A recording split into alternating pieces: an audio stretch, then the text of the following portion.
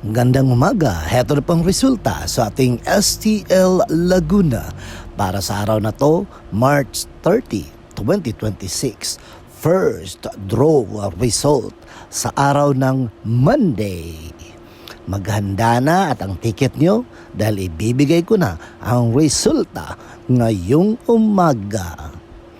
At para naman po sa ating STL Laguna, first draw result, ang resulta ngayong umaga ay ang mga numerong ito.